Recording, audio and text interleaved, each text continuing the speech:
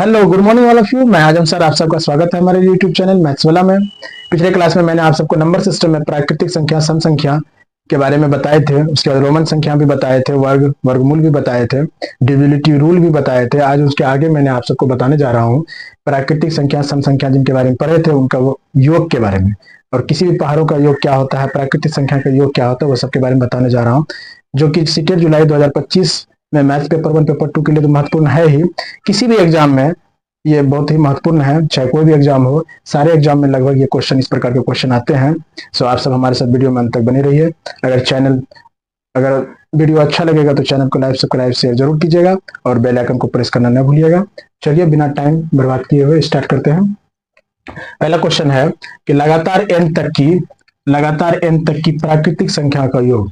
प्राकृतिक संख्या मैंने आपको पढ़ाए थे कि 1 2 3 जो number is called natural number. जितनी भी गिनती की संख्या उसको हम क्या कहते हैं, प्राकृतिक संख्या। जैसे इसका योग का फॉर्मूला होता है n इंटू n प्लस 1/2। अब देखिए क्या बोले, प्राकृतिक संख्या कहते हैं सारे गिनती की संख्या है, 1 2 3 4 5 6 डॉट डॉट इस प्रकार की जितनी भी संख्या होते हैं इंफिनिटी तक, ये क्या होता है, प्राकृतिक संख्या। अब इसका योग जो होता है वो कैसे होता है, वो उसके बारे में देखिए। सपोज हम ले लिए एग्जांपल में कि 1 प्लस 2 प्लस 3 प्लस 4 प्लस 5। अब देखते हैं इसका जोड़। सबसे पहले ऐसे नॉर्मल इनको जोड़ते हैं जनरली, 5 4 9 3 12 3 15 होती है। देखते हैं इस फॉर्मूला पे होती है। सारे जितने भी प्राकृतिक संख्या का योग है सब इस फॉर्मूला पे फिट होगा और निकलेगा इसी फॉर्मूला पे। एन का मान यहाँ कितना है, एन बराबर यहाँ पे 5 है, चूंकि 5 तक गए हैं लगातार 5 है। इसको बैठाते हैं 5 गुना 5 प्लस 1/2 कितना हो जाएगा, 5 गुना 5 प्लस 1 6/2। ये काटेंगे 2 एकम 2 2 3 6 कितना हो गया, 5 3 15। इस प्रकार से हम कोई भी संख्या हम निकालेंगे, जहां तक अगर यहां से हम 1 प्लस 2 प्लस 3 5 प्लस 6 प्लस 10 तक जाते तो n बराबर 10 लेते और उस प्रकार से हम इसको निकाल देते। ये फॉर्मूला है n इंटू n प्लस 1/2। दूसरा है कि लगातार n तक की प्राकृतिक संख्या के वर्गों का योग। वर्गों का योग जो होती है ये फॉर्मूला होती है n into n plus 1 into 2n plus 1/6। देखिए कैसे होता है। सपोज एग्जांपल हम ले लिए 1 का स्क्वायर, वर्गों के प्राकृतिक संख्या होना चाहिए और वर्गों का योग। प्राकृतिक में तो लगातार हो चाहिए, 1 के बाद 2 का स्क्वायर, 3 का स्क्वायर, 4 का स्क्वायर, फिर 5 का स्क्वायर। n बराबर यहाँ कितना है, 5 है, टोटल 5 तक गया है। लिखेंगे 5, n बराबर हो जाएगा 5 गुना 5 प्लस 1, फिर हो जाएगा 2 गुना 5 प्लस 1/6। अब देखिए 5, यहाँ 5 प्लस 1 कितना होगा, 6 हो जाएगा, गुना 5 दूनी 10 1 11/6। 6 6 कैंसिल हो गया, बचा क्या, 11 5 55। अगर आप वर्ग करके भी जोड़िएगा तो वही आएगा, 1 का स्क्वायर, 2 का स्क्वायर 4, 3 का स्क्वायर 9, 4 का स्क्वायर 16 प्लस 25 जोड़िए। 6 5 11, 11 9 20, 20 5 25, हासिल 2 2 2 4 1 5, आया 55। ये इस प्रकार से हम किसी भी संख्या, प्राकृतिक संख्या का जब हम वर्ग जाएंगे 5 तक जाएंगे तो 5 लेंगे, n बराबर 6 तक जाएंगे 6 लेंगे, इस प्रकार से फॉर्मूला में मेरा आएगा। उसके बाद देखिए आप यहाँ पर अगर लिख देंगे, हम लिखेंगे कि लगातार n तक की प्राकृतिक संख्या के घनों का योग। किसका करेंगे, घनों का योग। वहां पे वर्ग था, यहाँ पे क्या करेंगे, हम घन कर लेंगे। अगर सपोज थोड़ा देर के लिए हम घन करेंगे तो क्या हो जाएगा, इसका फॉर्मूला हो जाएगी n इंटू n प्लस 1/2 का होल स्क्वायर। देखिए एकदम फर्स्ट प्राकृतिक संख्या और इसमें दोनों से हमें सिर्फ फर्क क्या है, n इंटू n प्लस 1/2 करेंगे, इसमें स्क्वायर कर देंगे, बस ज्यादा और कुछ नहीं करना है। सपोज एग्जाम्पल 1 का क्यूब प्लस 2 का क्यूब, 2 का क्यूब प्लस 3 का क्यूब, यहीं तक लेते हैं। n बराबर कितना, 3 है तो यहाँ पे बैठाते हैं 3 गुना 3 प्लस 1/2 का होल स्क्वायर।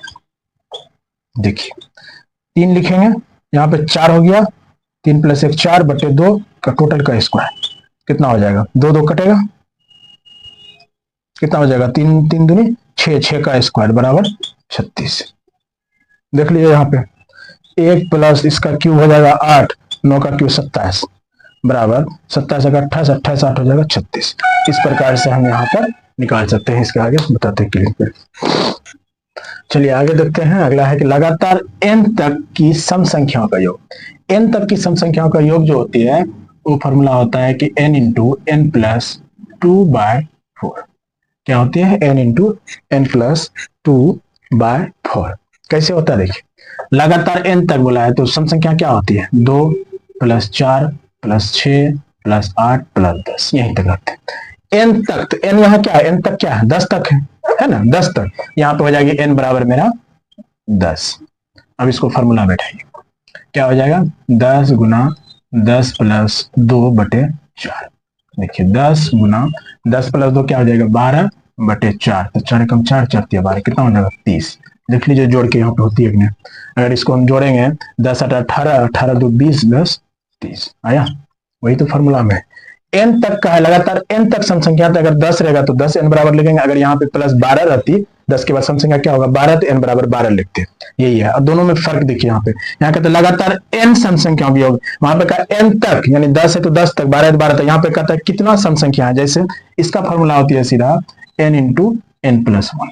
दोनों में डिफरेंस क्या है देखिए, इसका फॉर्मूला ये होता है, बटे नहीं होगा, n into n plus one. जैसे example 2 plus 4 plus 6 plus 8 plus 10, वही लेते हैं, सेम लेते हैं, देखते हैं 30 आता है।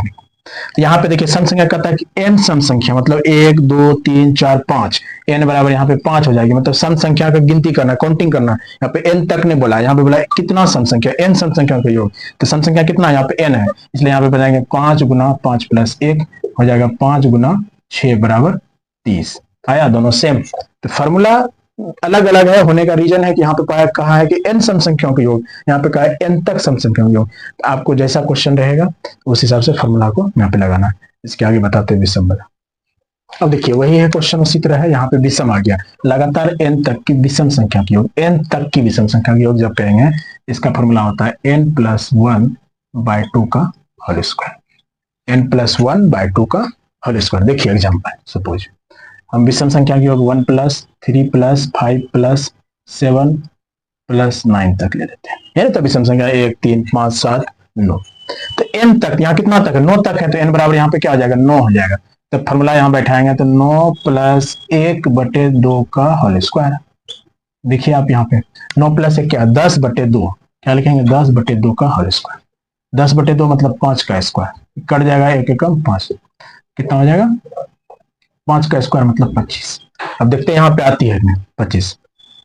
9 7 16, 9 7 16, 16 5 21, 21 4 25 आया। यही तो मेरा था वहां पे फॉर्मूला में।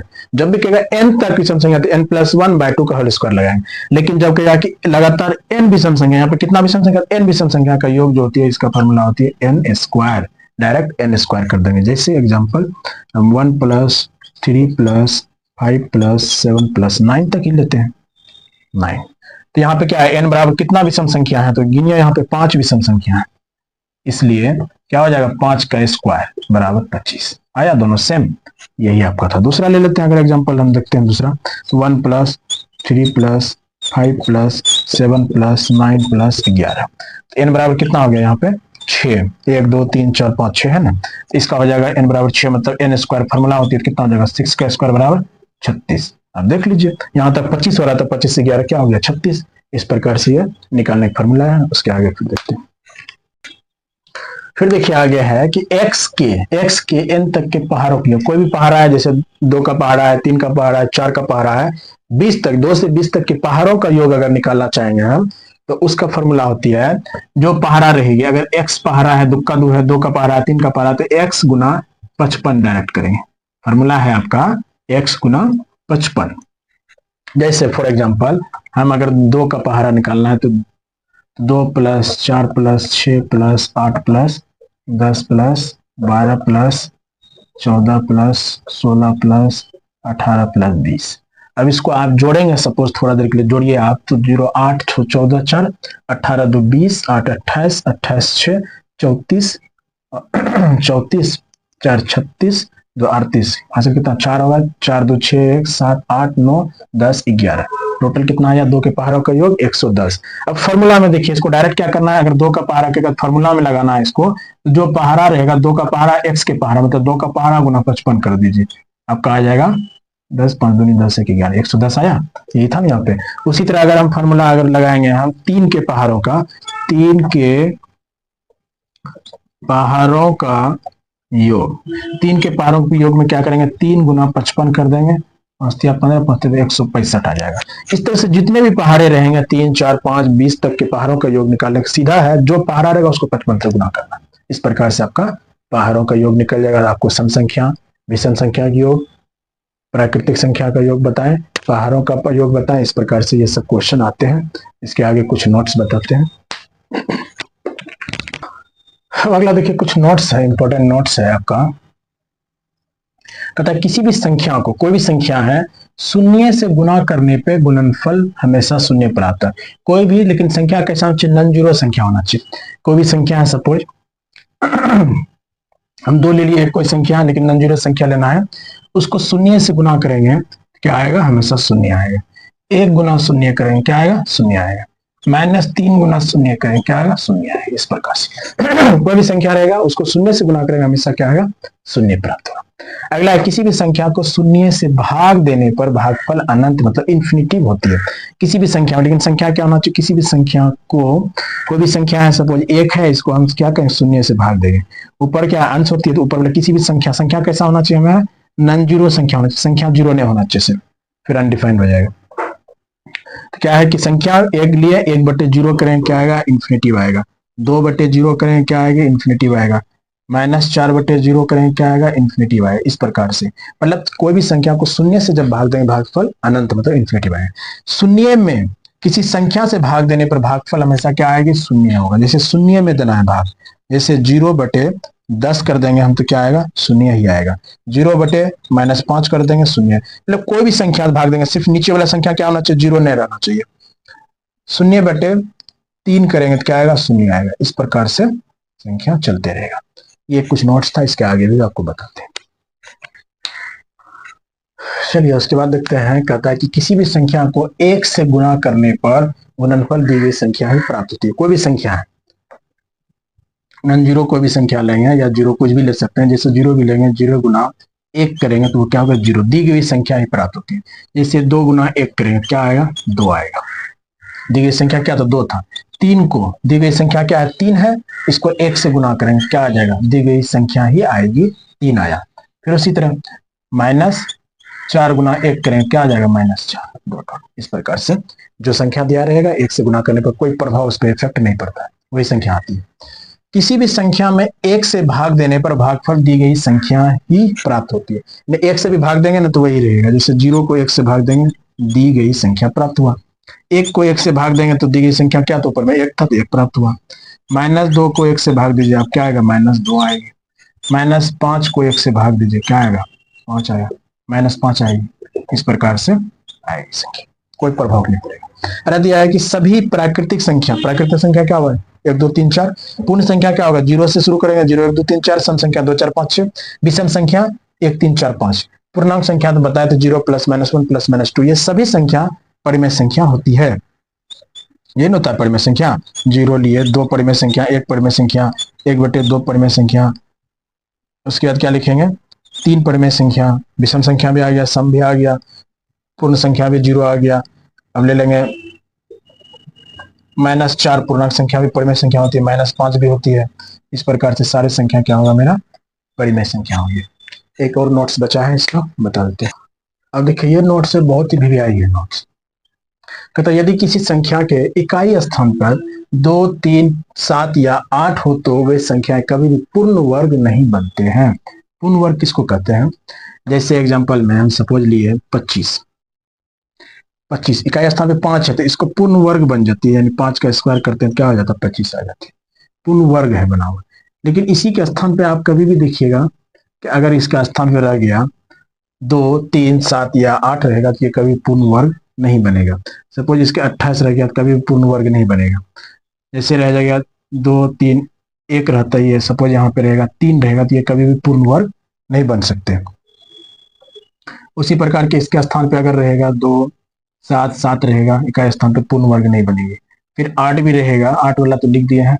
2 वाला अगर रहेगा 2 2 2 इस प्रकार से ये संख्या कभी भी पूर्ण वर्ग नहीं बनेगा।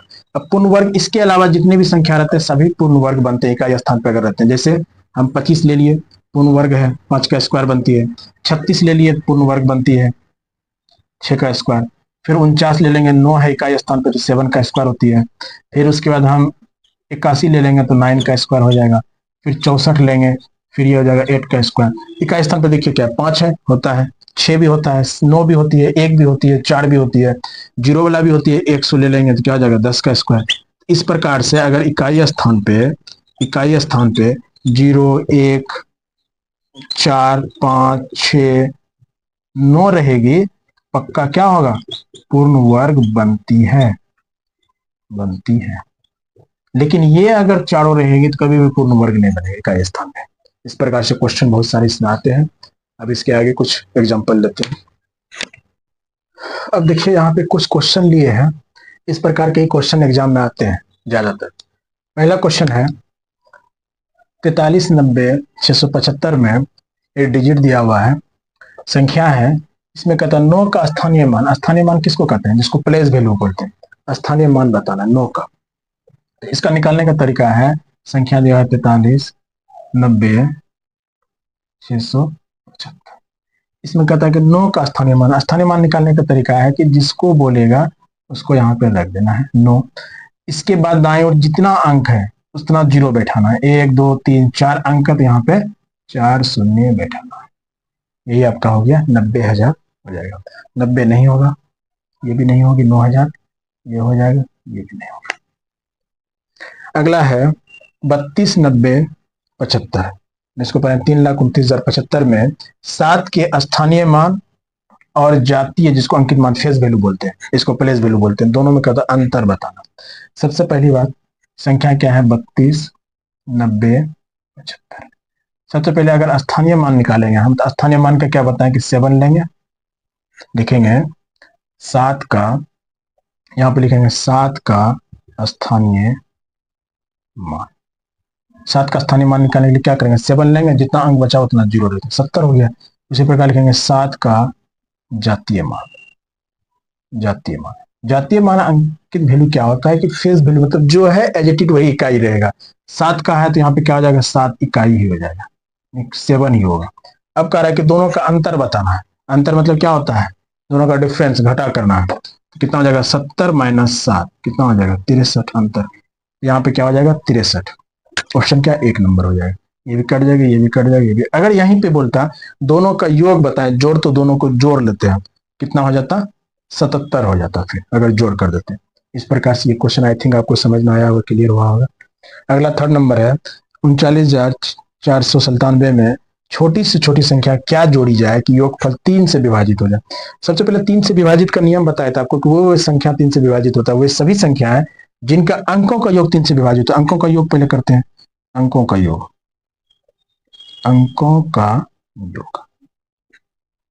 क्या हो जाएगा 3 + 9 + 4 + 9 + 7 बराबर 9, 7, 16, 20, 20, 9, 29, 3, 32।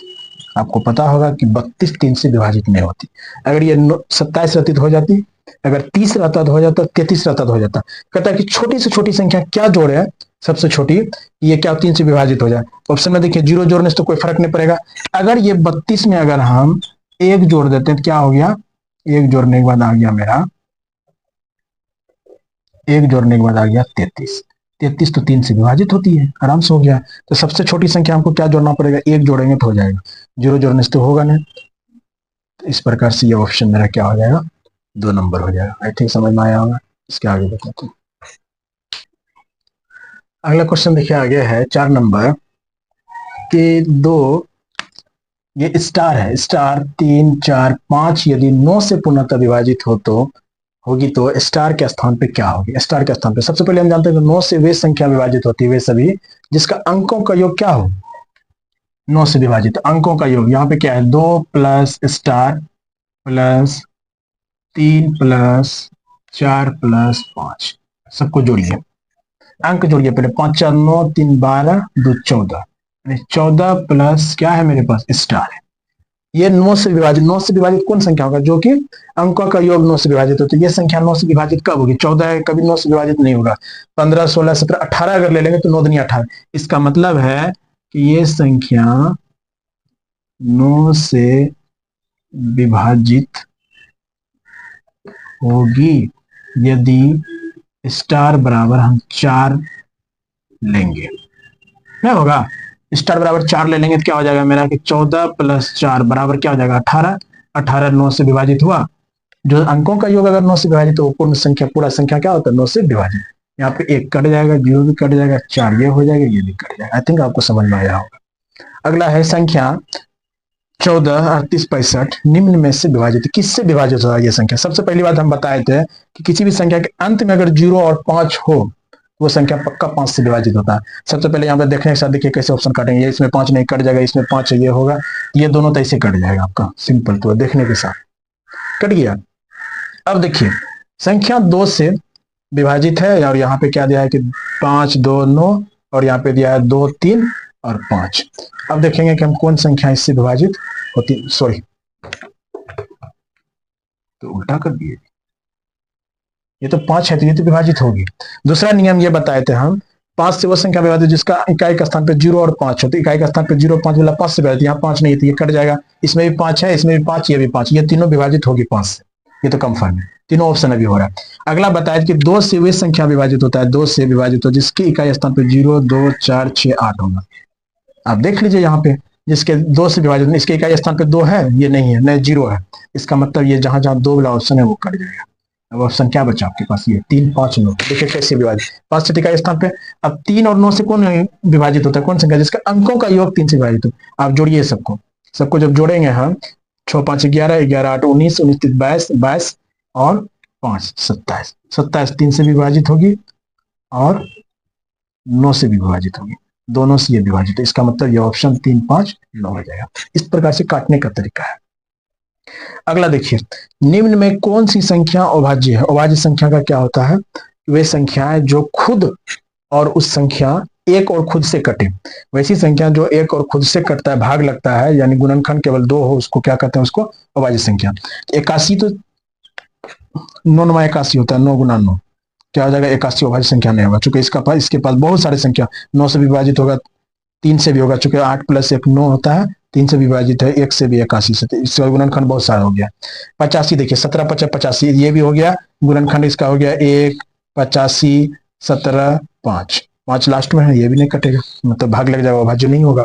ये भी देखिए इसका योग करते हैं 15 होता है, इसका मतलब ये 9 3 से भी कटेगा, ये 87 से तो कटेगा ही खुद वाला संख्या, 1 से भी कटेगा, तो इसका भी क्या हो गया गुणनखंड 3 हो गया, मतलब 2 से अधिक हो गया, तो ये भी नहीं होगा, इसका मतलब अभाज्य संख्या है। अभाज्य संख्या सिंपल है कि वो संख्या होती है जिनका गुणनखंड केवल 2 ही हो, एक और खुद हो। इसका गुणनखंड आपको मिल गया कम से कम, हम करें 3 7 81 मिल गया, कम से कम, ऊपर भी हो सकता है और, तो ये नहीं होगा। इस प्रकार से ये संख्या हो गया।